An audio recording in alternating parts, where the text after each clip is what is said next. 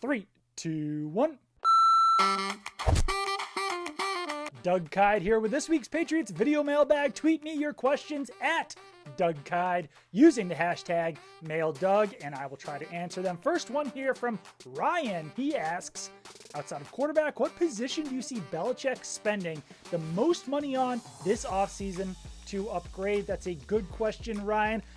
I know this might be slightly out of character for Bill Belichick and the Patriots, but I'm going to say wide receiver. I think that the Patriots' issue at wide receiver, their deficiency at that position, was so glaringly obvious in 2020 that even Bill Belichick will need to spend some money to address it this offseason. And there are some very good wide receivers coming available in free agency. Allen Robinson at the top of that list, Kenny Golladay, Chris Godwin, Juju Smith-Schuster. You go down the line, then you get to Curtis Samuel, Marvin Jones, Josh Reynolds.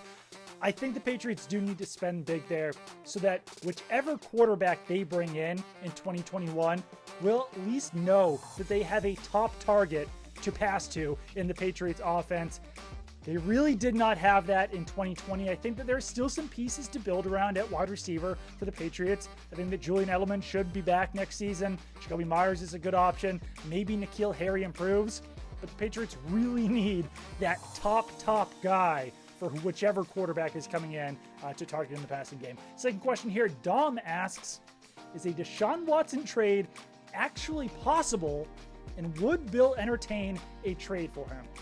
It's possible. I mean, anything's possible. The Patriots definitely need a quarterback. All they have under contract right now is Jarrett Stidham and Jake Dolegala. I wouldn't say it's likely. I would say that it's probably extremely unlikely for a number of reasons. First of all, I do think they would probably take 4 first-round picks for the Patriots to be able to make that deal, simply because they're drafting 15th overall, and that 15th overall pick is not nearly as valuable as, say, the Jets, who are picking at the top of the draft, or other teams who are picking at the top of the draft. So the Patriots would have to cough up even more draft picks than most other teams. The other issue is that Nick Caserio is the GM of the Houston Texans, and it really would not look that good for him to get hired away from the Patriots by the Texans and then to say, yep, now I'm going to trade the franchise quarterback back to the team that I worked with for 20 years. I don't think that that would earn the Texans many fans in Houston, and it seems like some of those Texans fans are kind of dropping like flies right now with everything that is going on in the organization. So it's possible. Like I said, though, it just feels extremely unlikely that the Patriots could pull that deal off. He is 100% the best quarterback available right now, however. Final question here. Jordan asks, why do some of the media and certain fans make us pick a side between Brady and Bill? Can't we agree they are both the best at what they do, and that combination made them the best ever? I mean, this is definitely a hot topic radio debate, and I think that it was an interesting question initially, just because, I don't know, I mean, I don't think that there's a answer. I don't think that you can just split it right down the middle and say this guy were the biggest reason for the Patriots' success.